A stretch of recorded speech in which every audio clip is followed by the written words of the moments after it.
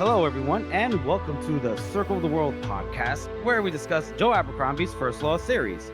I am one of your hosts, Laura Chamberlain Jeffrey, and here are my co-hosts, Archlector George, and Harrison, the Adeptus Historical. So we completed our coverage of the heroes, and folks, we have a special episode for you today. We are conducting a special guest episode with none other than the Lord of the subreddit House of the Meme Maker, who he rules with, he rules it with an iron fist. Will, aka SerSpaceman. Will, say hi. Oh, hi. How we doing, everybody? Great. So let's get started. And as usual, folks, we must thank you, the populace, the people, for your loyal actions. Subjugation. Yeah. Well, your submission to our subjugation. Yeah, exactly. There you go. You Keep colonial. Go back and start the series again. A good example of that is that Will is supposed to be on his way to a friend's house, and we are forcing him via gunpoint to partake in this guest episode. So, Will, do you have anything that you want to say? No safe words or, coded messages for rescue. This will be a good tagline for you. A choice between appearing on the Circle of the World podcast, guest spot, and death is no choice at all. So here I am. That's right. Right? No choice at all. He knows. No chance and no choice. Just a leap on the water. Bread. That's right. We want to thank you for your continued support. That's great. We love it. Don't forget to interact with us via email, social media comments, or comments on the episode itself. We love to see it. I think we got a new one on Spotify last week, right, George? I clicked on it. It does the same thing every single time I click on it, and it just doesn't update.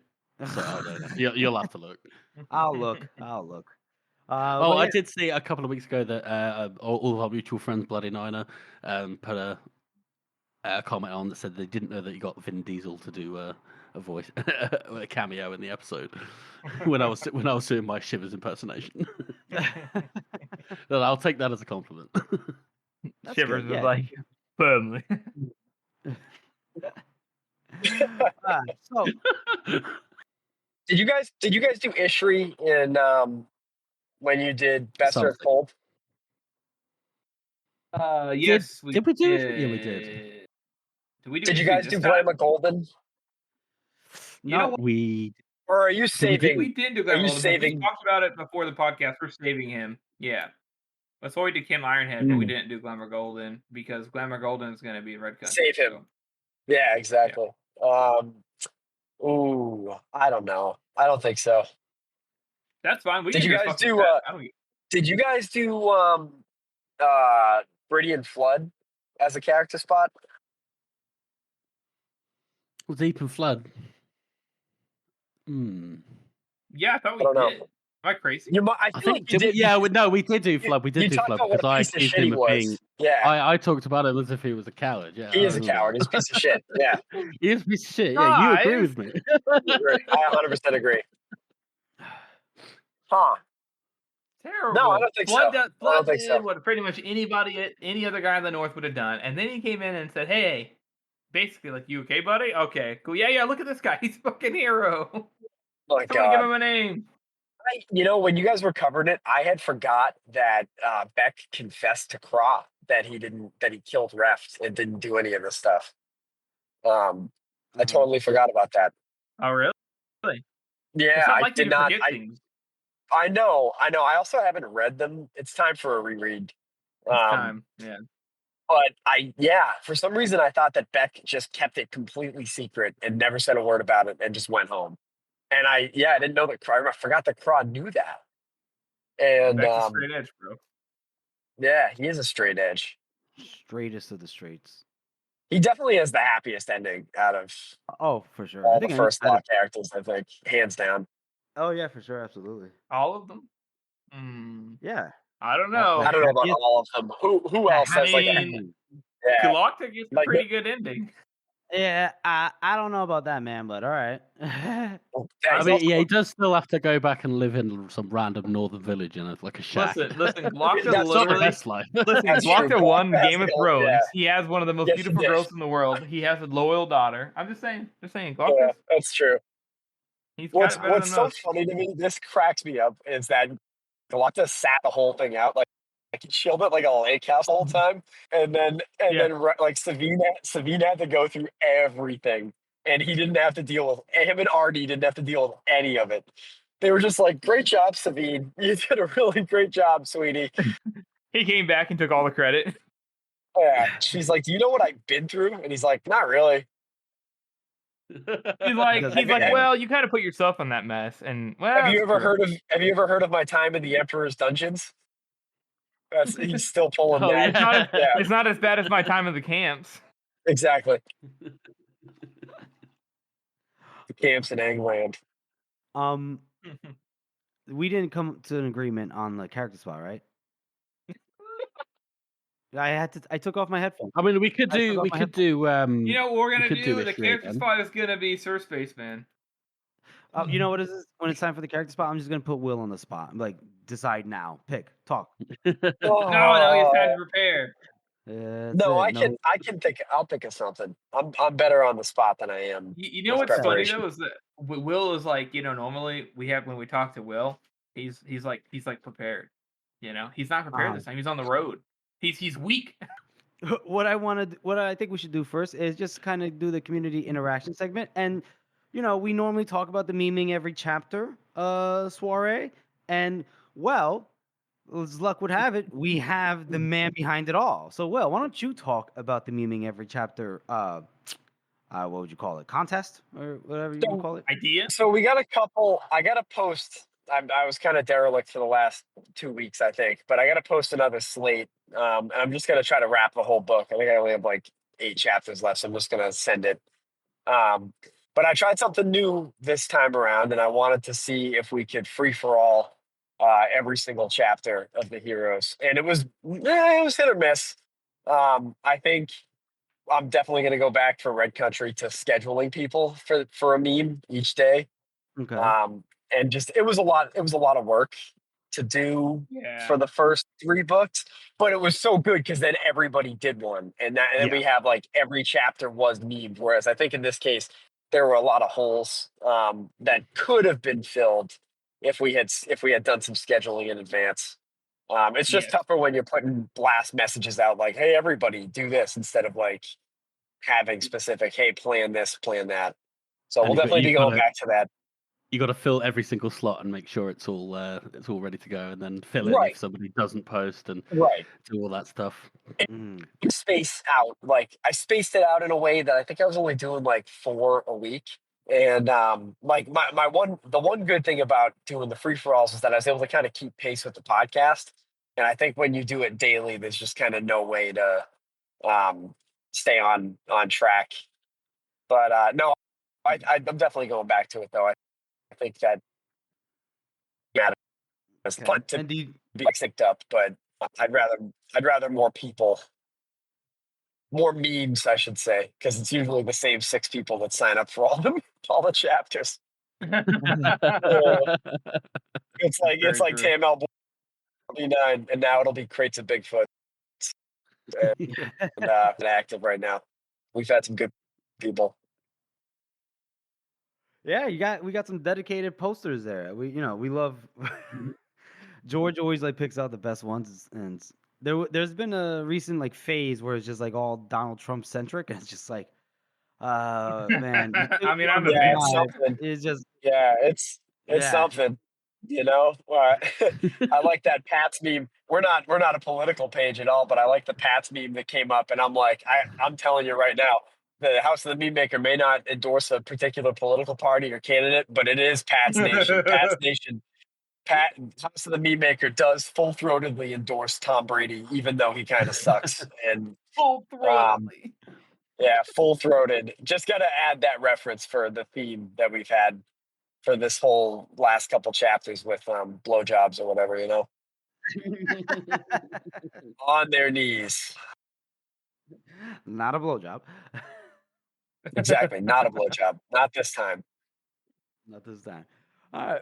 Well, yeah. So if you guys didn't get the memo, don't forget to join the memeing every chapter whenever Will, gets it going.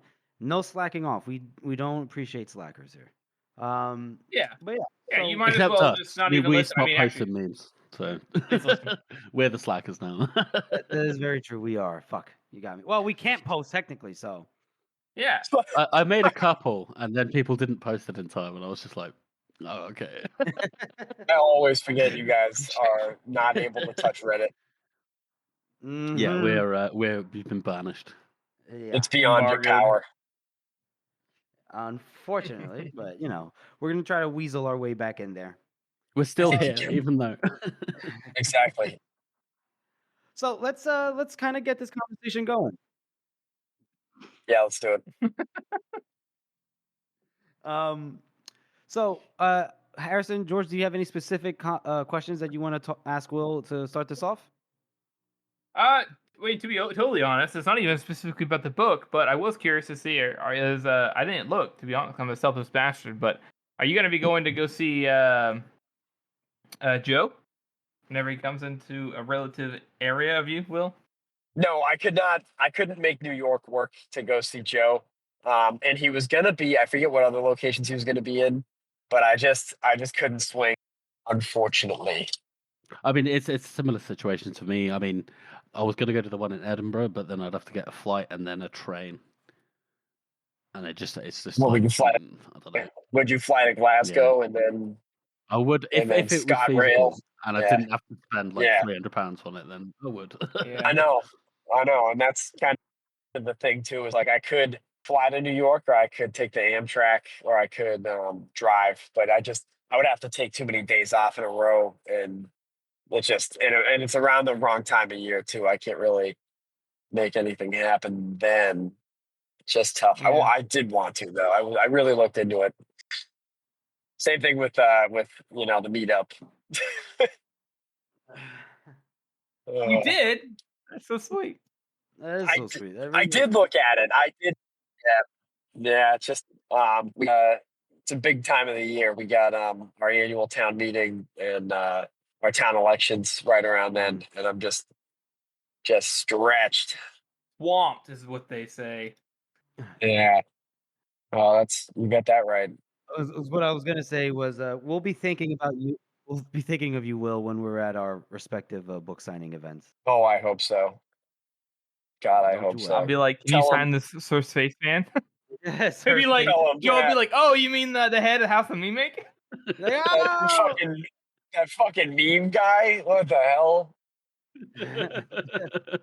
I'll never Man. forget when you got that reply from one of his Ask Me Anything on Reddit. One of the weirdest. That's funny.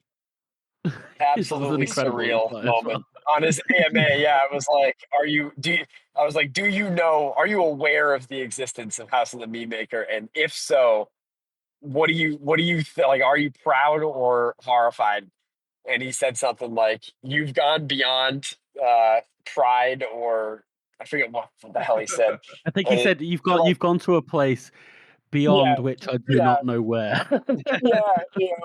And I was like, oh my God. I was like, oh my God, he just answered both the questions. He knows us. He sees us. It's like me I'm like Pippin holding the Palantir, and I'm like, he saw me. I saw him. I saw him. He heard me. Like that's how I felt. That's perfect. That's actually perfect. God damn. Have you ever guys there's a pint drinker who's like obsessed with finding the perfect Guinness pint. He's from Manchester, and he's got like a I've seen him. TikTok Yeah. for the prime mutton, Jason Yeah. Hackett. Dude, I DM'd him because he's coming to Boston on his mutton tour. He's doing a North American creamer pint tour. And I DM'd him to be like, yeah, you got to come through Boston on your North American tour. There's creamers abound here. And he answered and was like, Boston's my first stop. And I was like, oh my God, he knows who I am. I'm going to meet the prime mutton.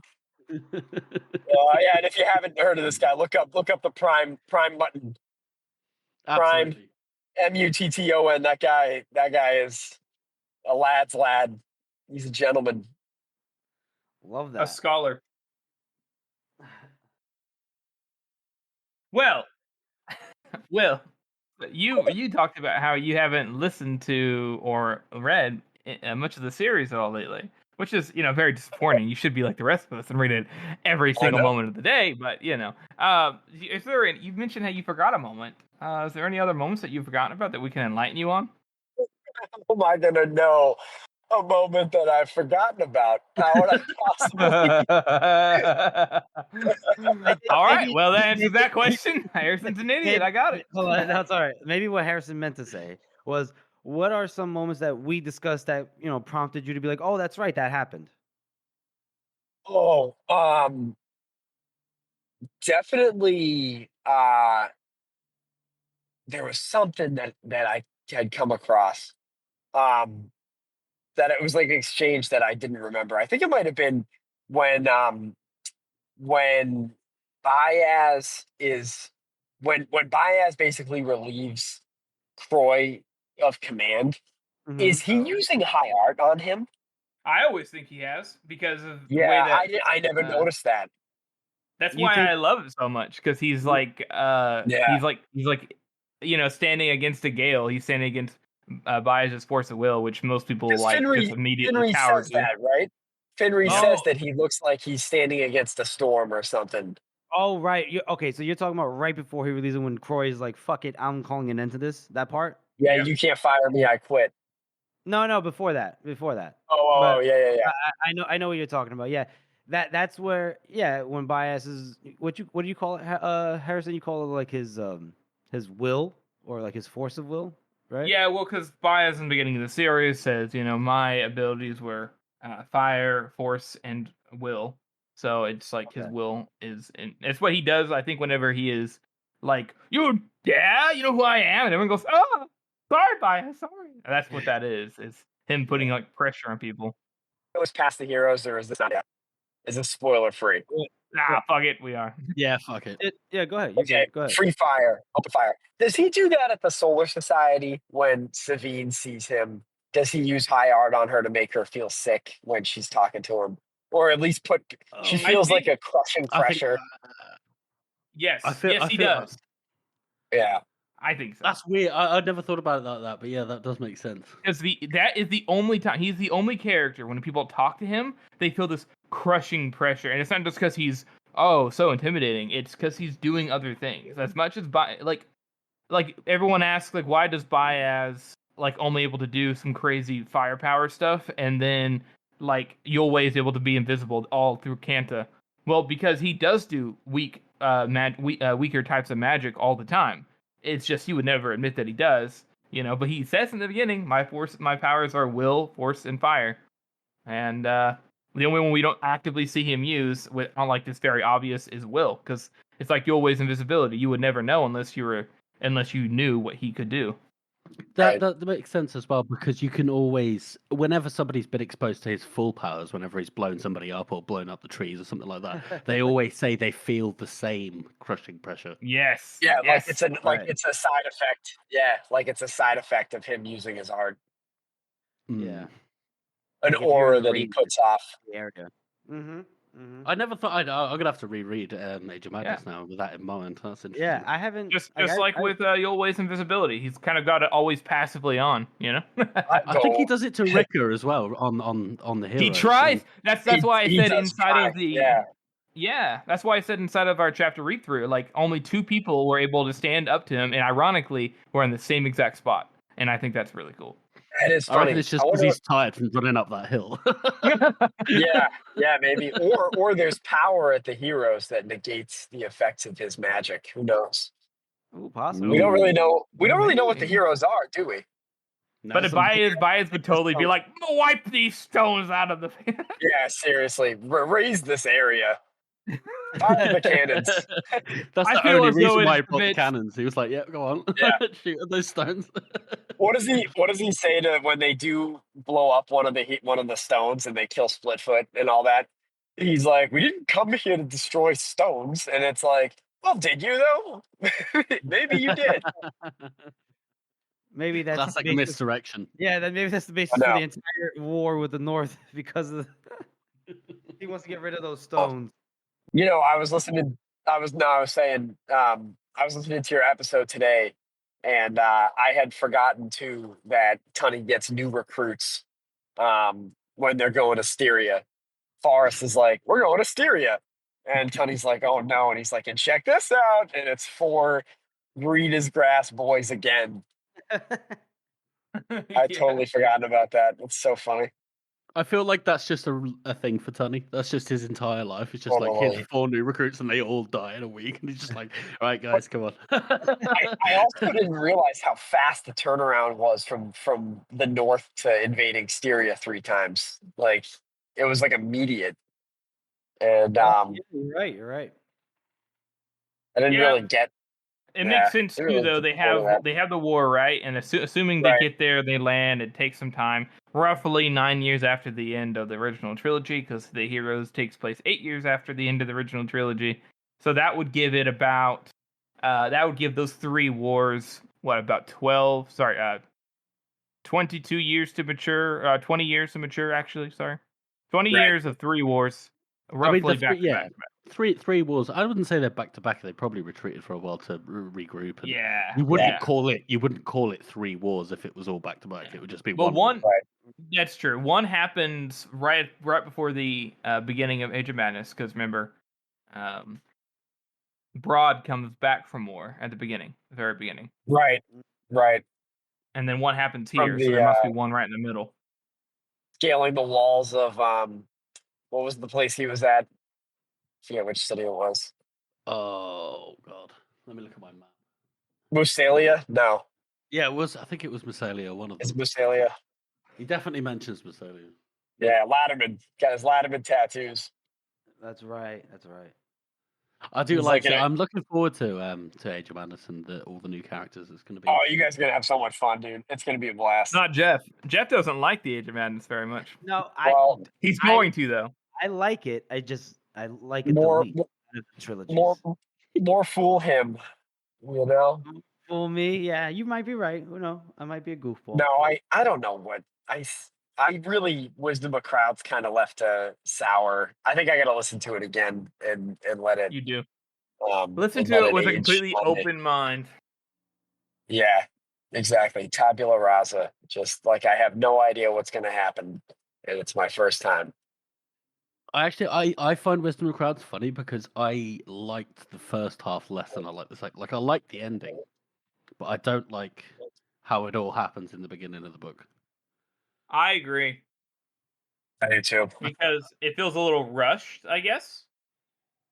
In a weird way, but then I feel like it ends the way, exactly the way you think Joe would find an ending. Like, not the way you think it would end, but it's totally a Joe real life kind of ending.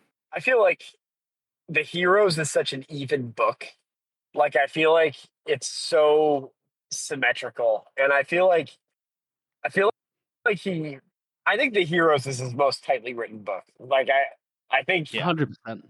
I think the pacing or the cadence, I guess, the rhythm of Best Served Cold is like I love Best Served Cold, but I think there's parts where it kind of like stutters a little bit, and like the plot doesn't go at the same pace, or like it slows down or it speeds up in a weird way.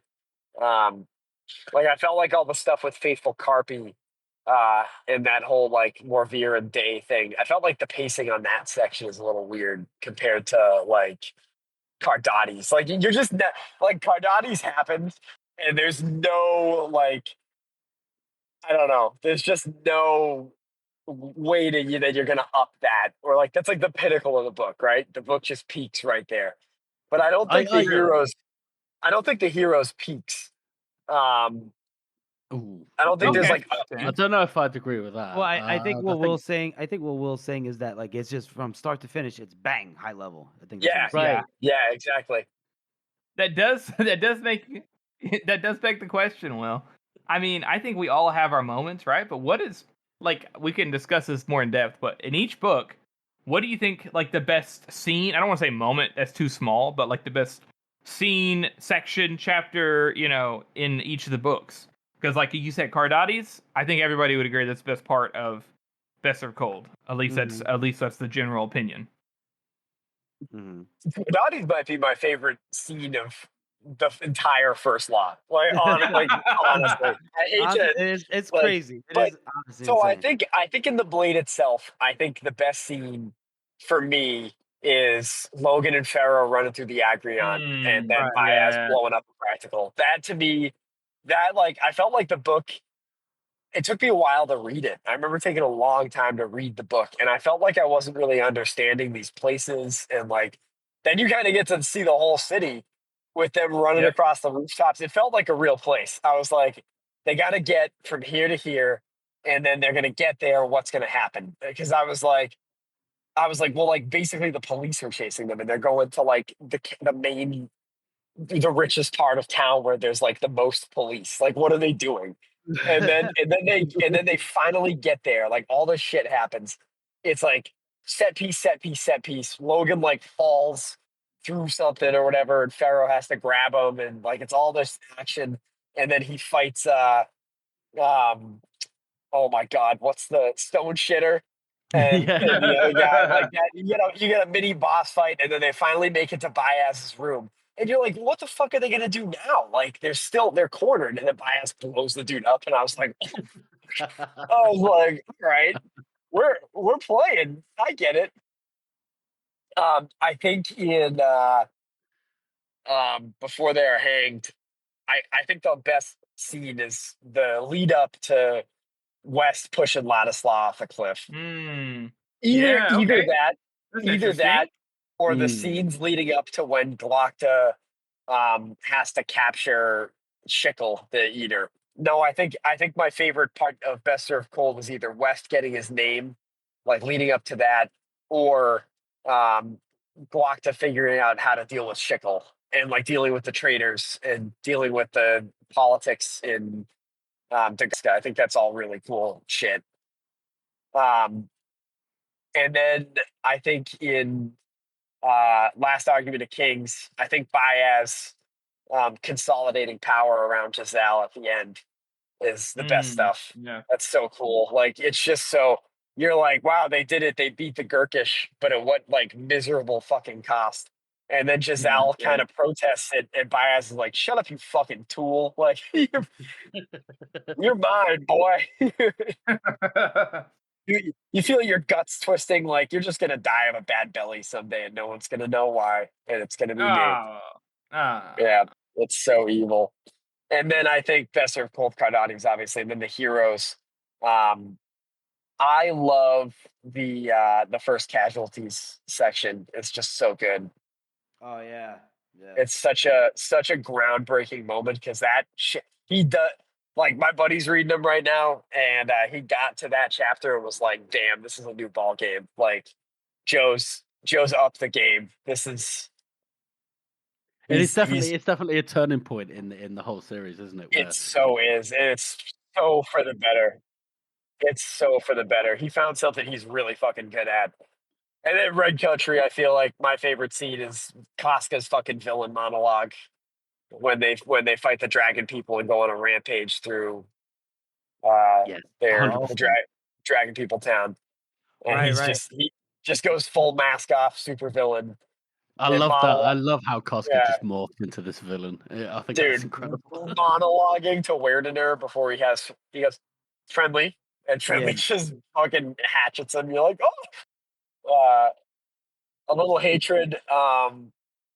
Man, I think the best moment from that is the duel. I fucking love the duel. Oh yeah, the duel's I done I very don't well. like the duel. I hate the Really? duel. Do you really? I think it's the worst part of Little Angel. Let's hear why, George. Oh, I just think it's.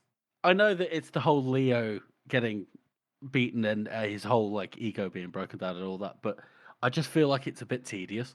And then the whole bit with Rick calling out the go low bit, it's just it doesn't yeah, it work is a for me. little cheesy. It is, yeah.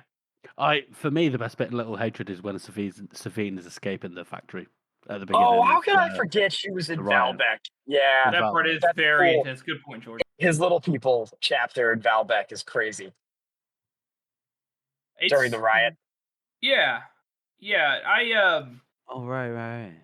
We'll finish in. I'm curious about the little people thing too, because like whenever the little people stuff gets brought up, like it is really good at Age of Madness, but there's one that doesn't fit. I don't like it, and it doesn't help Wisdom of Crowds at all. It's the one of Wisdom of Crowds at the beginning. Yes, it's the very first one. You're like, this. why are we doing this as a starting chapter? It's a little like nonsensical, but it's like his only weak, like in my opinion, his kind of weaker beginning, and his only weaker little people chapter. So it's like, you gotta pass. And also, usually the little people chapters tell us something we don't know. And I feel like that one doesn't tell us anything we don't know. Yeah, and all we really want to be is in the heads of the main characters during this big event. Right. And instead we're getting like Mother Mostly. I fucking love Mother Mostly. And no, fuck you, George. That's how we don't like the beginning. We don't like it. What about Shawley? I think Shawley has like a hat that he kills people. Like he's like, oh yeah, I like me hat and I like to kill people. This is a good day.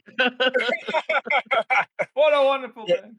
But it's very good because you can tell that Joe's such a student of like history and revolutions and stuff, because that's what happens, right? Like people always take advantage of chaos to settle scores, and like, they storm the Agrion and nobody knows what any of the shit in there is. There's all these beautiful stained glass and like tapestries and stuff, and they don't know what any of it represents. And they're just like, break it. Break it! Break it all! And Dogman loved the sound of glass shattering, He did. That's true. It's a really beautiful ceiling. R.I.P. Grim.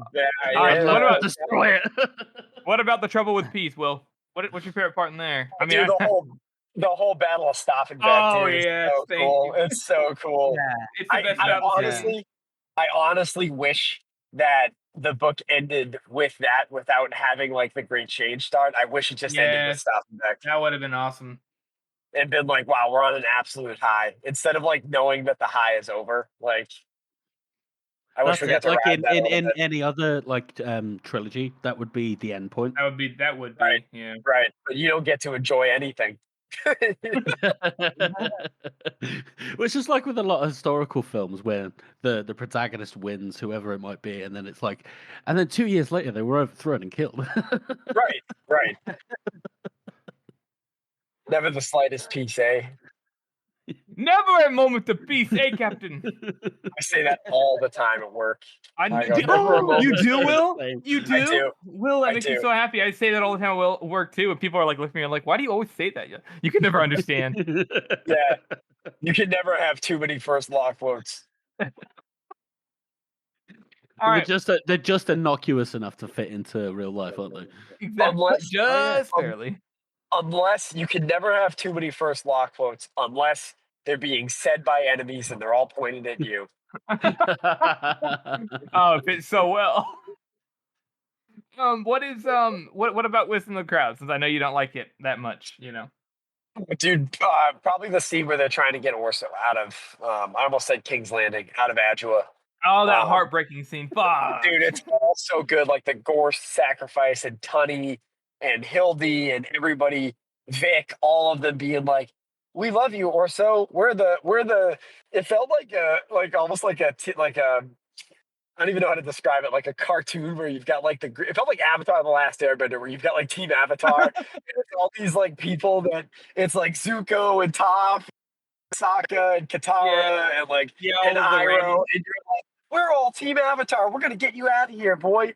And it's like, no, they just don't. Like everything they do is just for nothing. Like, I know. There's so much. That is unless right. Unless they didn't really hang them. Which no, we're not doing that. We're not fake trapdoor.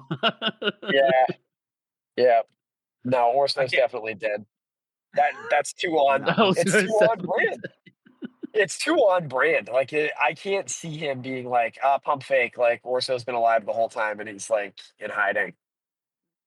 Yeah, that wouldn't be. I wouldn't like that. Or maybe we'll get a Red Country style pirate book with Orso on like a Corsair out in the Thousand Islands. I wonder where you got that idea from.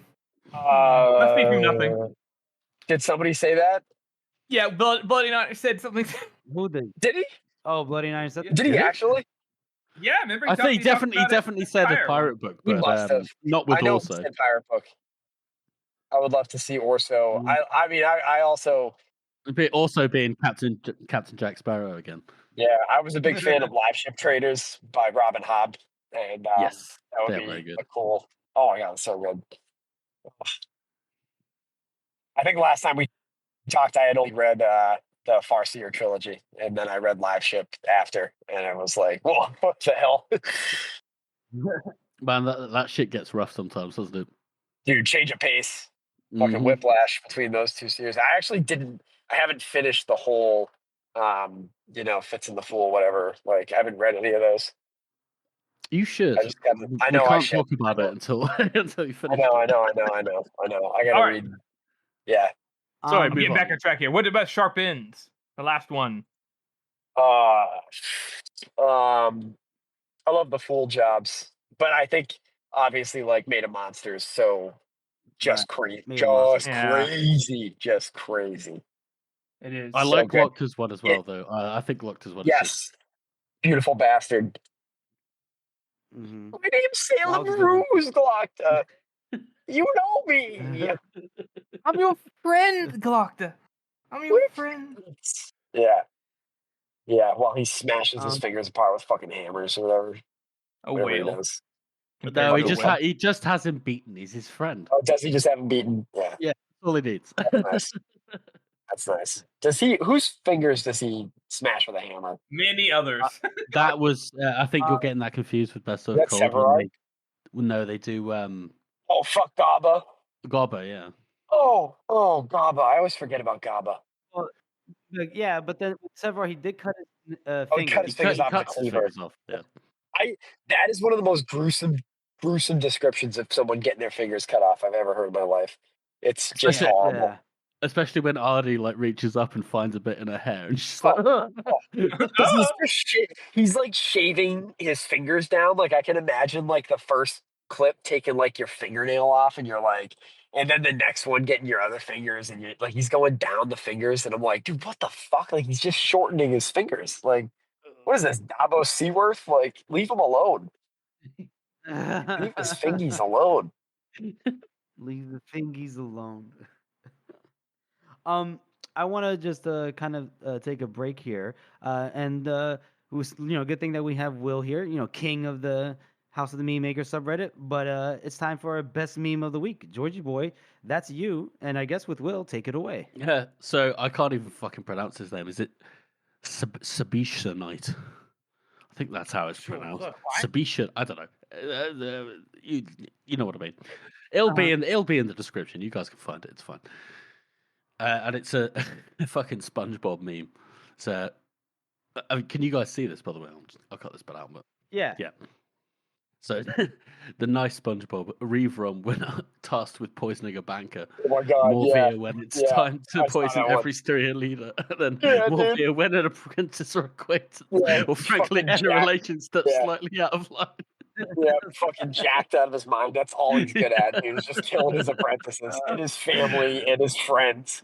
That's just his entire life. They're gonna betray me. I better kill them. He's just that's how he's a master poisoner. That's what he's a master at. They didn't like my soup. Time to die. Oh man, my mom never loved me, and then I killed her. My teachers were mean to me, and the kids were mean to me, and then I killed everybody at the orphanage. It's like, what the fuck, dude? I wonder what the common denominator is in these situations. Yeah, dude. Well, it's not me. It couldn't possibly be me. It has to be everybody else. Maybe everybody else is wronged. I think Morphea might be the most hated character in the apart from Leo, obviously. But what are some characters that you specifically dislike? I love Morphea. I love Morphea, but you know what I mean. But he's he's such a worm. He's such a disgusting little creature. Downside sucks. I fucking hate that guy. Oh, right, that guy was. Yeah. I actually characters I don't really like. I don't really like Clover. I hate Clover. I hate him because he killed Wonderful. I hate that, but he's not the type of person that I love to hate. I just kind of don't find him that compelling because I think it needed to be Craw. Yeah. And I know. Well, yeah. I feel like I'm he's gonna be somewhere between like Craw and oh, it's hard to say. Like, there's no other. He's kind of half Craw, but he's something else as well. He's like half crawl, half tunny. Yeah, or half whatever. tunny. Yeah. Yes, But I yes. feel like apart He from is. him killing Wonderful, nothing bad ever happens. He's to mostly him. a good dude. Yeah. Yeah, and you know what? I will say in his defense, I have never forgiven Wonderful for standing by while Black Dow got killed. So I'm glad she did. So you know what? Fuck her. She deserved it, that bold Fuck bitch. That bald ass, big ass head bitch. So Fuck that bitch. listening back through, I find it very interesting that like they just let like Shivers interfere saying. with the duel, That's what I'm saying. These whores. and then they just let Calder take power and kill 10 ways, and like nobody really does anything, and it's like I feel like that's a really powerful kind of statement, though, from Joe. That it's like, it is a powerful yeah, it is. statement It's like because everybody talks right. about how these rules are so important, and then when somebody breaks the rules, they're just like, right. Whatever. what are you gonna do about it? And there, who was gonna avenge Black Out? Like, you know, Me, I will. I don't think he was a very bad king. I think he was a pretty Whoa! He was not a king. He was the protector of the North, a true hero of the people, the North. defender against the King- Union, King- Cromwell shit breaker of right there. chains. I'm not the king. I'm It is the some Lord Cromwell shit. Protector. It is. Yes, yeah. And my son is also going to be Lord Protector, but in a completely unrelated way to monarchy. You know, I don't think Black Dow would do that. I think if Black Dow had a son, he'd be like, "You got to earn it, boy." I'm going to quote The Departed now, and I'm going to say about Dow, I'm going to go, all that fucking and women and no sons. That's my Departed quote for the day. All that money and fucking, I think he says, and no sons. He goes, "Oh, you like a," and he goes, "What, a son?" Yeah, that's a good scene. You know what I'm talking about, right? I don't think I've seen that film. I don't know what you're talking about. Yeah. It's the I movie do, The Departed, where Jack Nicholson's in the front end loader and Matt Damon's standing over him about to shoot him. And Jack Nicholson's you like, guys forget "You that were I'm always Gen like Z and not an elderly fuck. You're right. How could I forget? Oh, boys. Jesus. How do you do it? Honestly, I just fall asleep in Scorsese films, to be honest. Oh, yeah, I did. Wow. I'm going to be honest. The Irishman did put me to bed pretty hard. They do that. Now that watching being said, Robert- Killers of the Flower Moon was Killers of the fucking Flower Moon was fire. so fucking good, bro. Oh my god, I've seen it twice. It's so good. So good. I was gonna piss my pants in theaters though. They needed an intermission for that shit. They do. And I was like, I can't get up and miss anything. And then I had to. I was gonna explode. Ask me one more thing. Ask me one more fucking thing, I swear to God. Character spot, Jeff. Put him on the spot, gone. Okay. Oh yeah. All right. I got you. Hold on. So let's talk about our character spot. Normally we have this kind of picked out before we do the episode, but we decided to do a little put some pressure on Will, and so we're gonna ask him to choose, a character to highlight from the heroes since we just completed the book. Well, who stands out in your eye that we haven't really covered? Colonel Winkler.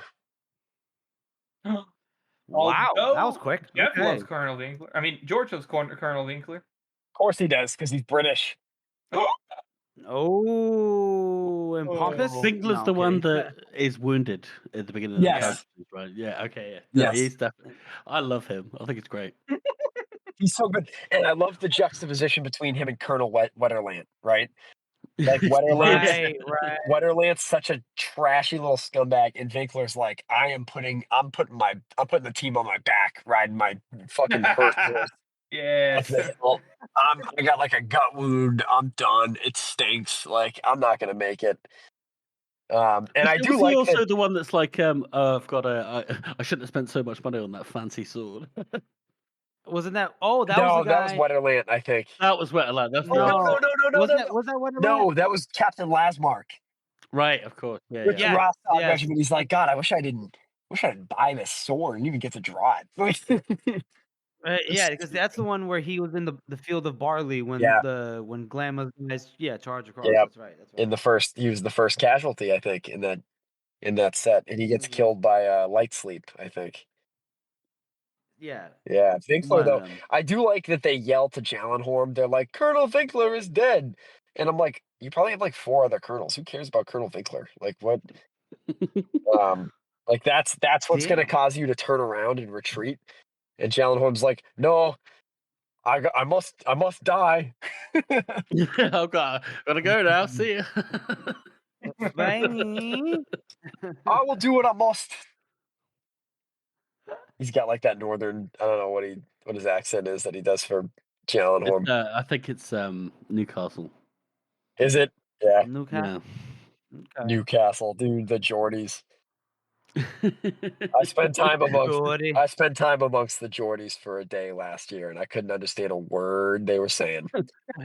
Man, that's every major UK city, if in the I north know. especially. I know, dude. One of the guys, the 2 guys I sat down with, they were named Dave and Ray, and they kept saying their names were Dave and Ree, and I was like, Yeah, that Dave and like, Lee, yeah. yeah, I was like Ree.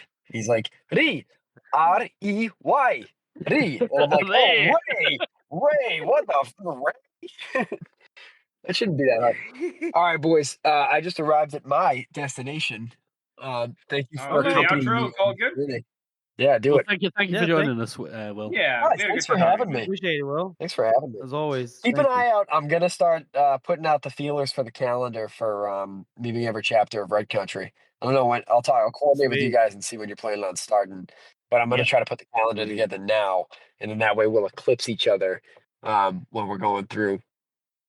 That's our show, everyone. We want to thank you all for listening and supporting this podcast. As you know, this is a passion project for the 3 of us, and your support means oh so much. Join us next week as we cover another special episode.